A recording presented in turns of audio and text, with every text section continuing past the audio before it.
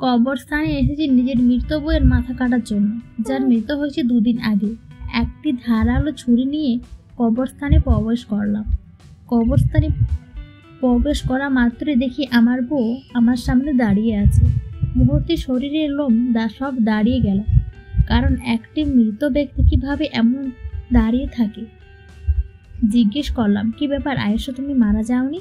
তোমাকে 2 দিন আগেই কবর দিলাম। আমার মাথার কাটার জন্য এসেছো এখানে, তাই না? হ্যাঁ। তোমার মাথাটা আমার লাগবে।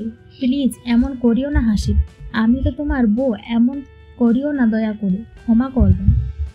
তোমার এই মাথাটা আমার লাগবেই, যার কারণে আমি 4 লক্ষ টাকা পাইব। শুধুমাত্র টাকার জন্য এমন অঘন্য কাজ তুমি করবা?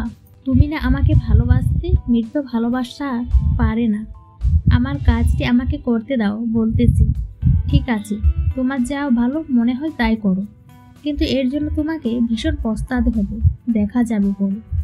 কথাটি বলে হাসিব তার শরীর থেকে সব পোশাক খুলে ফেলে শুধুমাত্র ছুরিটা নিয়ে যেই না পুরোপুরি কবরস্থানে প্রবেশ করছে, ঠিক সেই মুহূর্তেই কবরস্থানের মৃত ব্যক্তিরা জাগরিত হয়ে ওঠে এবং হাসিবকে অনুরোধ করে, হাসিব তুমি এই কাজটা করিও না, ফিরে যাও তুমি।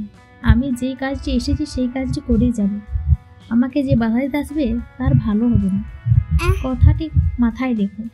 এই বলে হাসিব মাটিতে গড়তে গড়তে সোজা তার বউয়ের কবরস্থানে চলে যায়। সেখানে আসা মাত্রই পাগলের মতো করে কবরের লাঠিগুলা সরাতে লাগে। এক পর্যায়ে লাঠি সরানো হলে হাসিব কবরের ভিতরে প্রবেশ করে।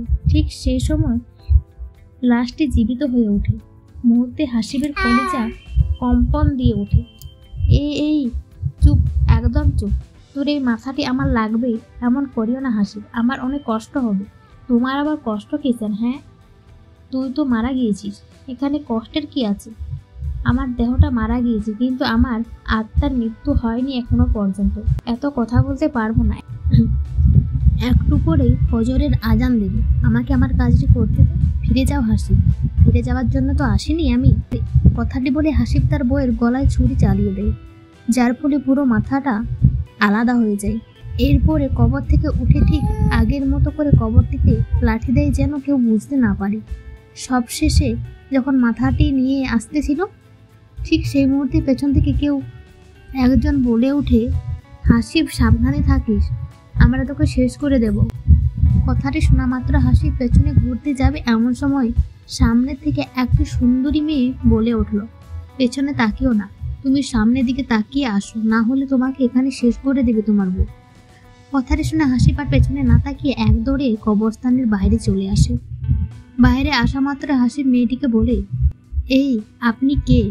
এত সুন্দর সাজগাজ করে কবরস্থানের সামনে ঘুরতে আসেছেন কেন? আমিও তোমার মতো একজন, কিন্তু আপনি এখানে কেন সেটা তো বলুন।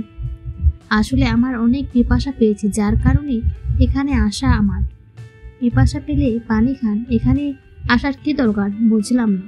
পানি না, আমার রক্ত চাই। রক্ত মানে? আমাকে রক্ত দাও না একটু, আমি অনেক ক্ষুধার্ত। আমি রক্ত কোথায় পাবো? আমার কাছে কোনো রক্ত নেই, বুঝলেন? তোমার শরীর তো অনেক রক্ত, আমি তোমার শরীর থেকে রক্ত পান করব। আমার পিপাসা পেয়েছে। এইটা কখনো সম্ভব না, আমার সামনে থেকে সরুন, না হলে খুব খারাপ হবে। হা হা হা। এভাবে হাসছেন কেন আপনি? তোকে মেরে ফেলবো এই কারণে। হা হা হা। ঠিক সেই মুহূর্তে আবার কবরস্থান থেকে শব্দ আসে, হাসিব তুমি কবরস্থানে প্রবেশ করো, আমরা তোমাকে রক্ষা করব। হাসিব বুঝতে পারছিল না কি করবে। গল্পটি কেমন হচ্ছে অবশ্যই কমেন্ট করে জানাবেন।